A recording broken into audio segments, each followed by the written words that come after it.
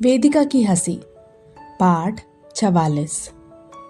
Highway पर अद्विक की car कुलदेवी के मंदिर के लिए तेजी से दौड़े जा रही थी।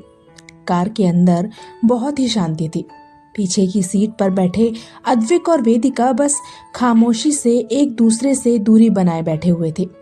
रह रह कर अद्विक की नजर बार बार वेदिका पर आकर अटक ही जाती, मगर वेदिका के देखने से पहले ही वो तुरंत अपनी नजरें उस पर से हटा लेता।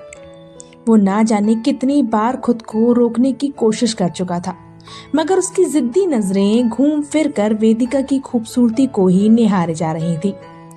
ना जाने ये कैसा आकर्षण था कि अद्विक वेदिका को देखने से खुद को रोक ही नहीं पा रहा था। हालांकि अद्विक की हरकत से वेदिका भी अनजान नहीं थी। वो उसकी नजरों को बार बार खुद पर महसूस कर पा रही थी, मगर फिर भी वो कुछ नहीं बोलती और चुपचाप खिड़की से बाहर देखने लगती है। इस वक्त उसके दिमाग में बहुत से सवाल घूम रहे थे।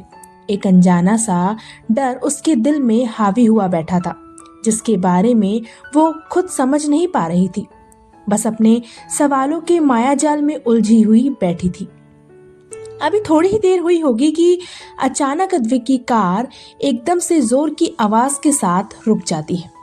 अचानक कार रुकने पर अद्विक और वेदिका को झटका लगता है और दोनों आगे की तरफ झुक जाते हैं। वेदिका को चोट न लगे इस डर से अद्विक जल्दी से अपना एक हाथ वेदिका की तरफ बढ़ाकर उसे चोट लगने से संभालता है। तू ठीक है? अद्विक फिक्र के साथ वेदिका को देखकर पूछता है, तो वेदिका बस हाँ में सिर हिला देती है। वेदिका की हाथ देखकर अद्विक थोड़ा शांत होता है, मगर फिर ड्राइवर की तरफ देखकर गुस्से से कहता है, ये किस तरह से गाड़ी चला रहे हो तुम? सॉरी सर, पर पता नहीं अचानक क्या हो गया, मैं देखता हूँ, कहकर ड्राइवर जल्दी से कार से बाहर निकलता है और देखने लगता है। सर, कुछ समझ नहीं आ रहा है। मैंने मैकेनिक को कॉल कर दिया है, वो थोड़ी देर में आ जाएगा। तब तक आप चाहें तो सामने ढाबा है, वहां रेस्ट कर लीजिए। ड्राइवर अद्विक के पास आकर कहता है तो अद्विक एक नजर वेदिका को देखकर हाँ में सिर हिला देता है। ड्राइवर अद्विक के लिए डोर खोलता है तो अद्विक कार से बाहर निकलता है और वेदिका की तरफ आकर उसके लिए डोर खोलते हुए कहता है, वेदू चल। अद्विक की बात सुनकर वेदिका बिना कुछ बोले कार से बाहर निकलती है और अद्विक के साथ ढाबे की तरफ बढ़ जाती है। अद्विक और वेदिका ढाबे में आते हैं। अद्विक वेदिका को बैठाता है और उसे देखकर पूछता है, चल बता, क्या खाएगी? कुछ नहीं। अद्विक के सवाल पर वेदिका दो टुक जवाब देती है और अद्विक से नजरें फेर कर आसपास देखने लगती है। अरे ऐसे कैसे कुछ नहीं? क्या तुझे भूख नहीं लगी? अद्विक वेदिका की ना सुनकर कहता है तो वेदिका उसकी बात का कोई जवाब नहीं देती। अपनी वेदू को इस तरह चुप देखकर अद्विक को बिल्कुल अच्छा नहीं लगता। उसे समझ नहीं आ रहा था कि वो क्या करे जिससे वेदिका वापस पहले जैसी हो जाए।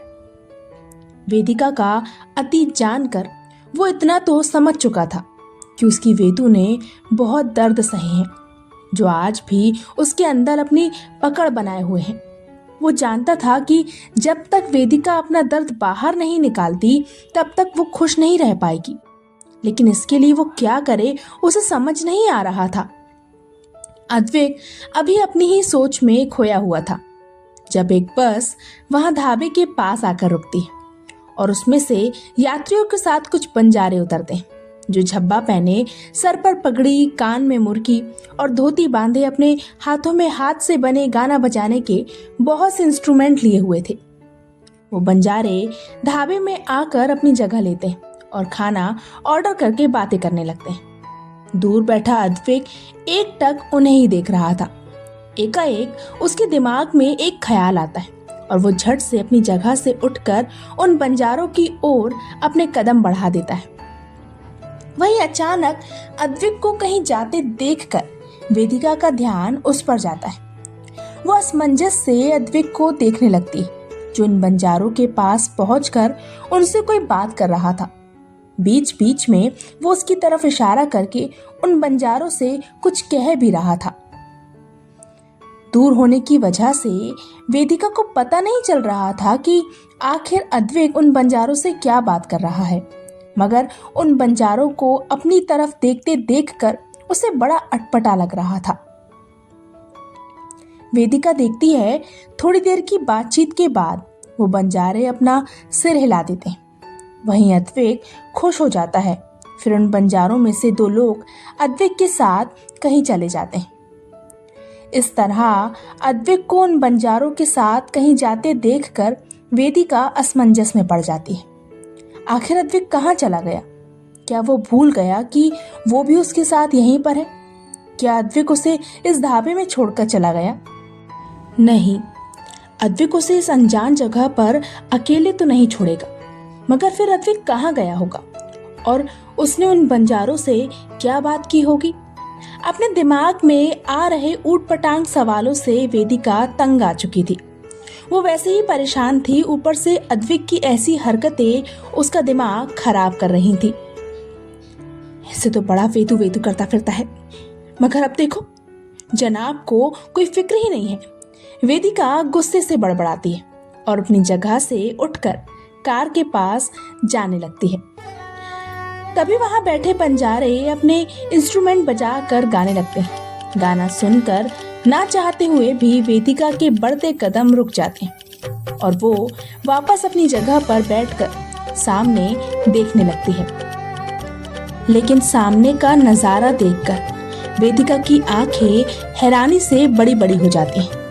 सामने अद्विक सफेद झब्बा, धोती और लाल पगड़ी में बिल्कुल उन बंजारों जैसा लग रहा था, या ये कह लो उन बंजारों में से सबसे हैंडसम बंजारा लग रहा था। वो बंजारे गा रहे थे और 2 बंजारन औरतों के साथ अद्विक उन्हें मैच करने की कोशिश करते हुए बड़े अजीब तरह से नाच रहा था। उसके चेहरे के एक्सप्रेशंस बहुत अजीब थे और डांस स्टेप वो तो पूछो ही मत। इसी के साथ अद्विक गोल घूमते हुए अपने हाथ को अजीब तरह से मटकाने लगता है। उसका ऐसा डांस देखकर आसपास के लोग मुस्कुरा रहे थे, जिससे उसे कोई फर्क नहीं पड़ रहा था। उसे तो बस अपनी वेदू को हंसाना था, जिसमें वो अब तक कामयाब नहीं हो पाया था। वहीं दूर बैठी वेदिका की नजरें अद्विक पर ही थी। वो अद्विक के अजीब डांस को देख रही थी। उसे ऐसे उन बंजारन औरतों के साथ नाचते देखकर वो बड़ी हैरान हो रही थी। इस वक्त अद्विक को देखकर कौन कहता कि ये the great businessman Advik Singhania है, जिसने उदयपुर में बड़ी होशियारी से रविंद्र जी के साथ डील की थी। वेदिका नहीं जानती थी कि अद्विक ये सब क्यों कर रहा है, लेकिन उसकी इन हरकतों से वो कहीं ना कहीं खुद को मुस्कुराने से रोक नहीं पा रही थी। देवयानी जी के फैसले के बाद वो काफी परेशान थी। उसे समझ नहीं आ रहा था कि वो क्या करे। उसकी आगे की जिंदगी कैसी होगी? क्या वो अद्विक के साथ इस शादी को ठीक से निभा भी पाएगी? कहीं उसकी मनहूसियत की वजह से सिद्धांत की तरह अद्विक को भी कुछ ऐसे ना जाने कितने ऊल जुलूल सवाल उसके दिमाग में चल रहे थे। वो बहुत परेशान थी, मगर अद्विक की इस हरकत से वेदिका का दिमाग एकदम शांत हो चुका था। वो सब कुछ भूलकर बस अद्विक के उस अजीब डांस को देख रही थी। इसी के साथ अद्विक उन बंजारन औरतों को देखकर उनकी तरह गोल घूमने लगता है। तभी अचानक उसका पैर लड़खड़ाता है। वो संभल नहीं पाता और एकदम से गिर जाता है। अद्विक को गिरता देखकर वेदिका झट से अपनी जगह से खड़ी हो जाती है और दौड़कर अद्विक के पास आकर पूछती है, अद्विक तुम ठीक हो? बहुत कस के लगी रे, कहकर अद्विक मुंह बनाकर अपने बट को सहलाने लगता है। अद्विक की इस हरकत को देखकर वेदिका की एकदम से हंसी छूट जाती है और वो जोर जोर से हंसने लगती है।